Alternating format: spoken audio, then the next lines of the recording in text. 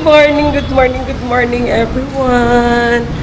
So ayan, have a blessed Monday mga langga. So ngayon, tapos na tayo nagkape. Tingnan natin kung na-upload na yung na-upload natin kasi ang hina ng internet. Ay, wala pa rin. Hindi pa na-upload. So balik na lang tayo dito sa labas. Naglinis ako ng kwarto mga langga. Tapos yung ano ko nasira.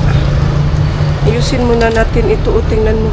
Natanggal yung chargeranan niya. O, ayan. Kaya pala hindi na siya mag-andar. So kuha tayo ng gamit. Ayusin natin yan. Baka pwede pa maayos. Hi. Good morning Kuya Zian. Ay, sexy naman yan. Uy. Oh, nagka-crop top lagi. Kita dyan, kita pusod. Bakla. Good morning, Kuya Zian. Good morning, everyone. Breakfast si Kuya Zian. So, ayan. Maghanap muna ako ng anong mga langga, ha. Yung screw. Para buksan ko yung mabuksan ko para maayos ko. Hanap tayo. Alam nyo mga langga, hindi pa talaga ako naka-ready ng aking babagahe. Wala pa talagang laman ang aking maleta. Alis kami biyahe kami ng mga langga. Tapos tawag niyan, Thailand. So ayan, ang tigas. Wala pang laman ang ang maleta ko.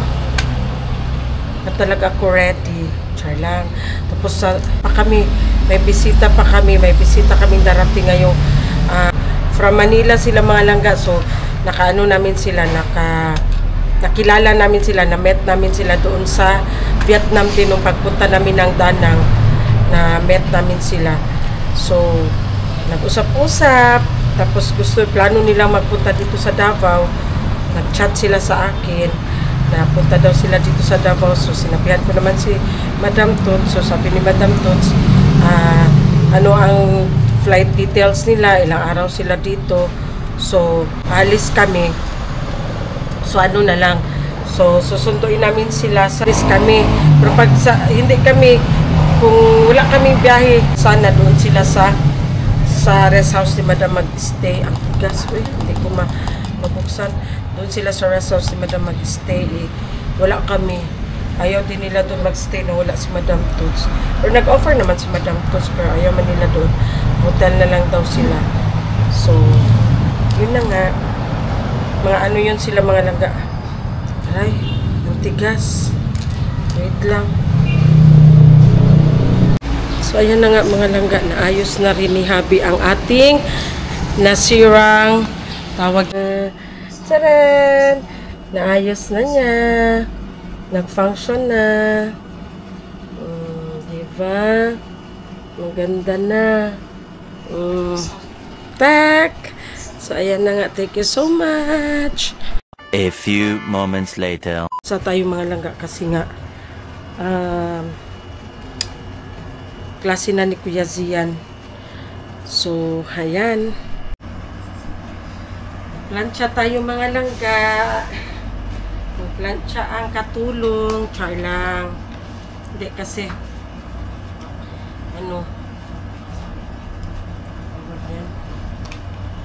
Monday na.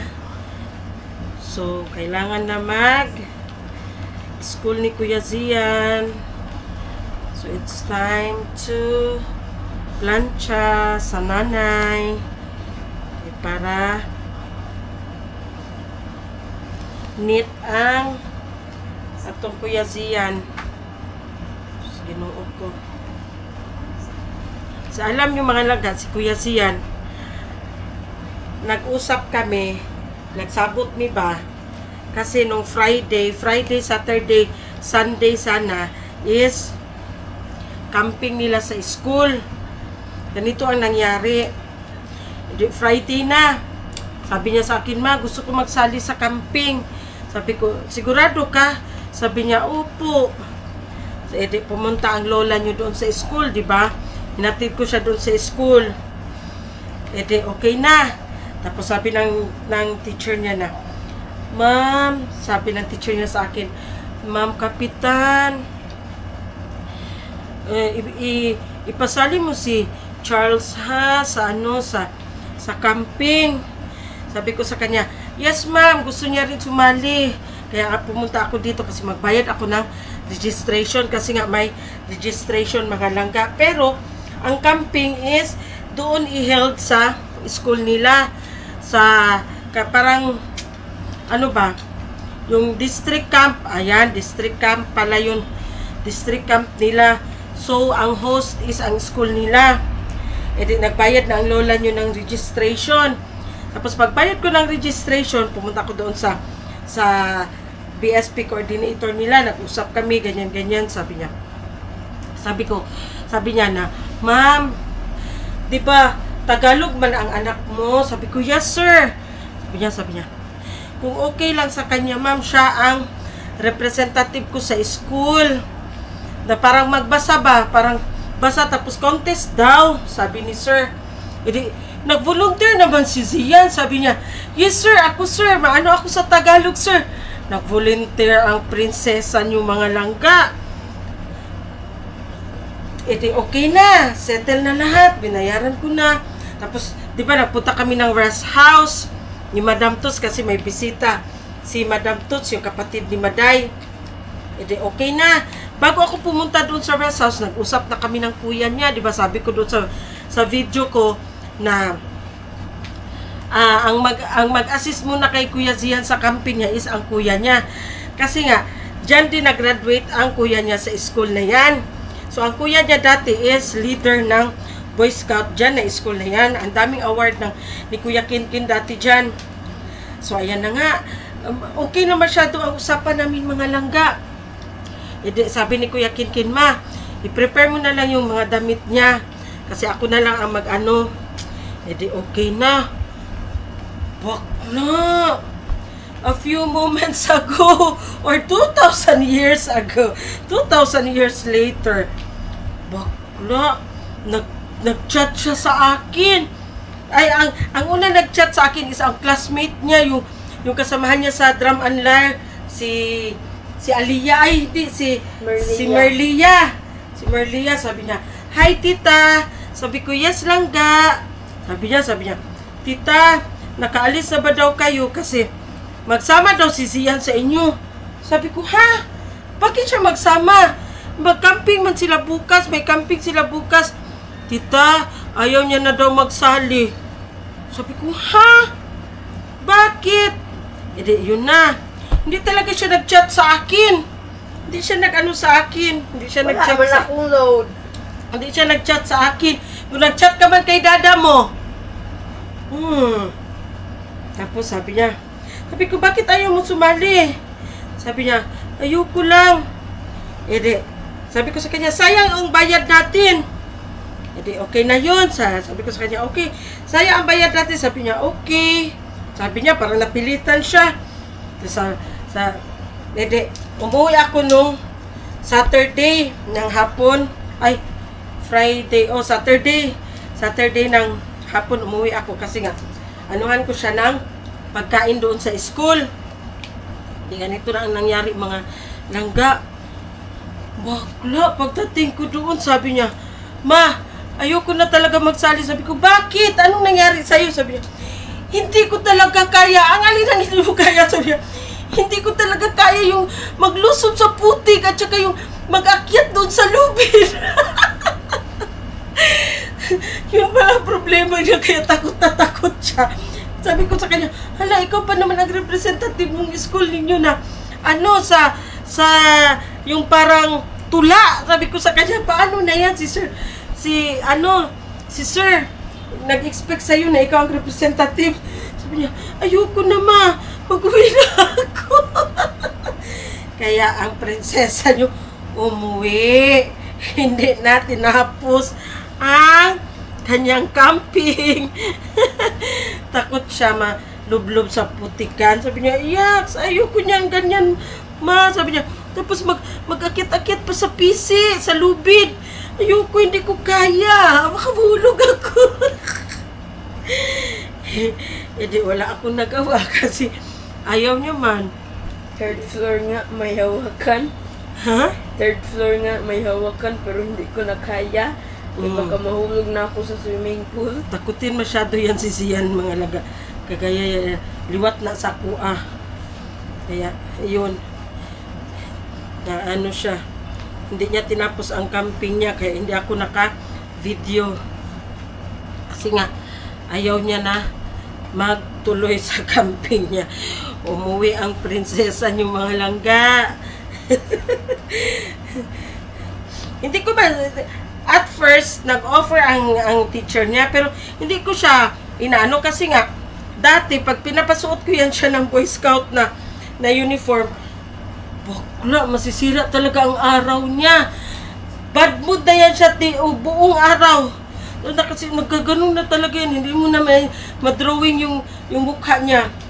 That time, siya kasi nagsabi, Ma, magsali ako ng camping. Hindi, nabigla ako. Sabi ko, ha? Sigurado ka? Sabi niya, opo.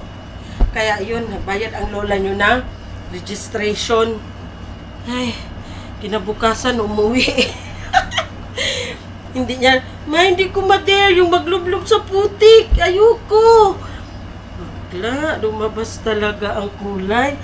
Tapos sabi ko, okay lang yan kasi para lang yung laro-laro. Sabi niya, hindi, meron pang isa. Aakyat kami sa lubid. Maglatay mi sa lubid. Aakyat to sila sa lubid. Hindi ko na lang siya pinilit.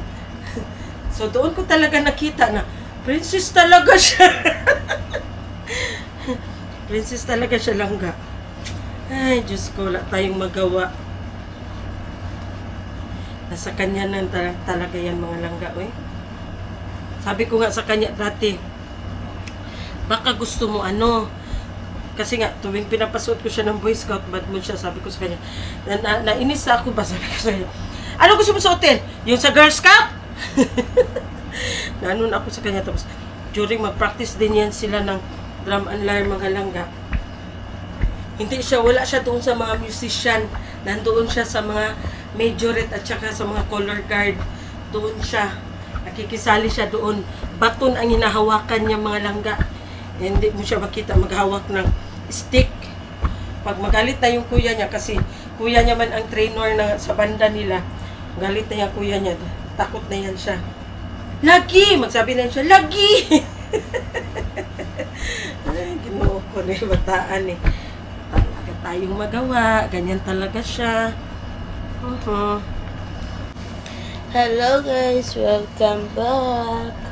Ang sinabi ni Mama is totoo. Kasi nga, ayoko talaga magsali sa Boy Scout, yung sa putik, yung mag-akyat sa lubid, third floor pa nga lang dito, na may hawakan, hindi ko na kaya. Si feel ko, overthinking kasi ako, parang feel ko, malalaglag ako, ano kaya ang mangyayari sa akin. Tsaka, ang gusto ko kasi na camping is parang Girl Scout camping na may magtanim ka. Gusto ko yan, yung parang buhay farmer ba. Gusto ko magtanim-tanim ako. Yung parang ginagawa talaga ng mga Girl Scout. Kasi parang ang Girl Scout tsaka ang Boy Scout, magkaiba sila ng mga ginagawa. Ang Boy Scout parang mga army training. Ang Girl Scout is parang buhay simple lang, tanim-tanim, tapos mag-ano ka ng tent. Yan ang gusto ko. So, I'm very sorry kasi hindi ako sumali. Umuwi talaga ako. Pagkakita ko pa lang sa putik, nagsabi talaga ako noon na natakot talaga ako noon. Pero hindi na ako lumuhod agad, di na ako nagsuong ba sa Bisaya. Tapos, tinanong ko si Sir, ano ang sunod sa putik natin, Sir? Sabi ni Sir, lubid. Mag-akyat ka raw sa lubid. yun. Sinabihan ko talaga si kuya at first na magpasundo na ako kaya hindi ko na kaya. So I'm very sorry. That's all. That's all. Hello again. Welcome back. So ngayon guys, tayo ay aalis kasama ko si Madam Toots, si Sister Bing, at saka ang hubby ni Madam Toots. So may makipag-met sa kanya na VIP. So try ko lang kung makakuha ako ng video, pero parang sa tingin ko hindi. So tingnan lang natin. I will try mga langga. So ayan, abang tayo. Hello mga kapigi! Ayan, outfit check, dress from Bangkok, Thailand. And then, original Loewe V. Loewe V, sandal. Laban ka dyan. Sandal. And, White gold? White gold lang tayo para, hindi maskit sa mata. Ayan. Cartier, and then Hermes, and then Bulgari, and then Cartier. And then, sino sila dyan? tawag dito, may ka-meeting ako ngayon. Na Bottega, VIP. Wow, and then Van Cleef, and then Bottega, and then 5-carat diamond ring and diamond earrings. Kasi VIP Ayan, ang yan event mo. yung mukhang nagda-drugs. Ayan mga kapegi. Bye! 2,000 years later. So, ayan na nga mga langga. Welcome back. So, tapos na kami doon sa transaction ni Madam Toots tsaka sa kanyang hubby. So, sorry kasi hindi natin pwede sa everyone, hindi natin pwede ipakita kasi nga it's a secret. Char lang. Joke. Ang babasya naman tayo nito. Sabihin na naman tayo na hindi mga langga, may very important person lang siya na kinausap. So ngayon nandito na tayo sa SM kasi bibili siya ng cover sa kanyang sasakyan kasi nga daw gisik na ang cover sa iyang sakyanan. So for now nandito tayo sa new building sa SM. Magpa-attendance muna siguro tayo nito kasi ang all nakapag-attendance na, tayo na lang ang hindi. Ang daming mga bago nila. So ayan na nga attendance check. Asa si ate? Ay, meron sila bago dito, Aqua Flash, ang laki. Ayan, So, pasok tayo mga langga. Ayan, nandito pala. Hala.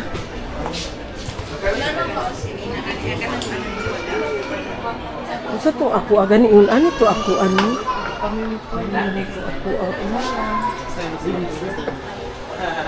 Kasi yung mga bata na Aqua Plus ng sayang, wala. Dili pa yung ni ganigang. Ha? Sayang, Wala lubot? Wala pa siya lubot. Nagpila yung Wala pa siya lubot. Wala na 90.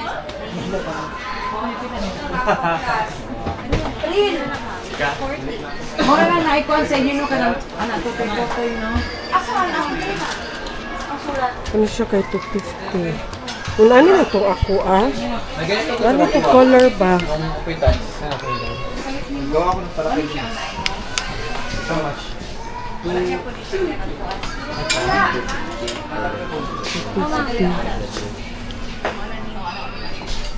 Ganito yung sa akin ba? Ang straw lang ang problema ko noon ba? Yung anuhan ko sa straw. Ayun, ganito. Ganito na lang siguro. Kasi nga din. So, ang problema. Sorry. Ang problema. Pambata.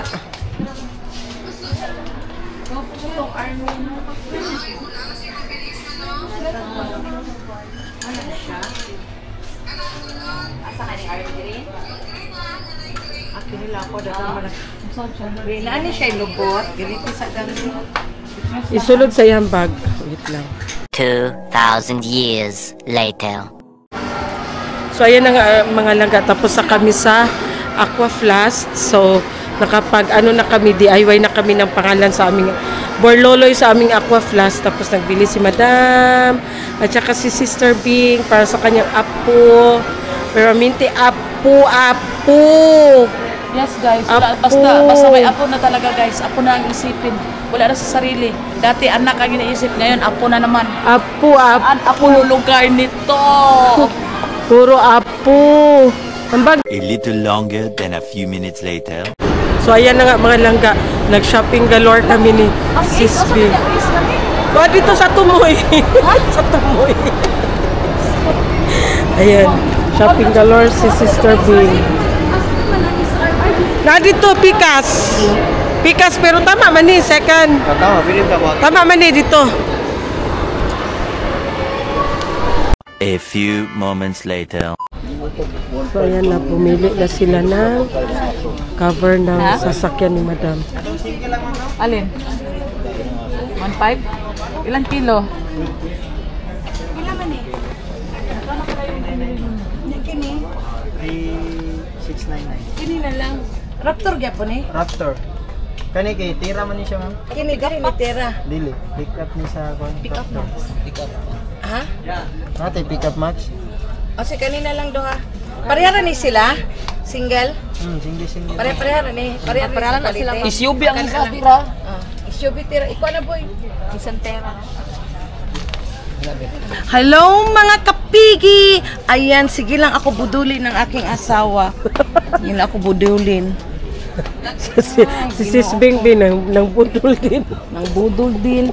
Sige na lang ako nila budulin. Okay lang yan, Madam. No props yan, Madam. Asa na si... ng tubig. O, tingnan mo. Anaday tiri. Meron, tingnan natin. Kinalang tubig mo, pre. Water pump, daday tiri. Una aday sila, oh. Namaday sila, oh. Mas gwapo dito sa at bang Karina na pula. Gwapo kayo nga pam. Katong kuan dito. Tama oh. Kung kana may gwapo. Hindi pag kuan nila isarap. Kuha. Kuha ako nito. Ayan mga langga, makuha din siya. At saka boy, ano kayang i-spray para sa dili ko anong sa kuan? Spray gani pa din. Balit ang base 1. Base 1. Hindi ba na mahal mas yung sa brand basta ang kuan ko. Ses. Bungot ng tubo. Subok na yung dito nga. Ses. Ay ang sa Sige. ito ang ano ko.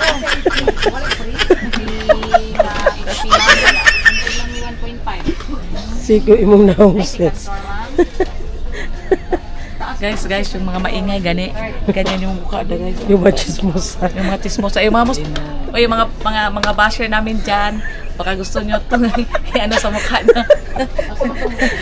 Gagawin namin to ano sa mukha niyo. Ganyan oh. Sample daw ses, sample. Pero No. Sample.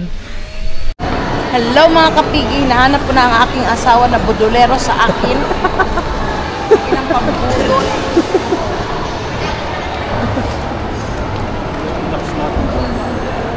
Dira daw siya pambudol, guys. Na po doon side. Palit na po. Wala ko nila. Nakatingin budol ka na sa akin. Amin ko po na ito. Sayaw na ko ito. Dapat kong bayar na ito. Ay, bayar na ito. Hindi ko itong hapon na ito. Ay, wala pa to. Ne, sunod bulan pa to. Nabuwang na ito. Ano sa'yo katawan na ito? Ganahan kayo siya si Muaya. Narang gamay ko.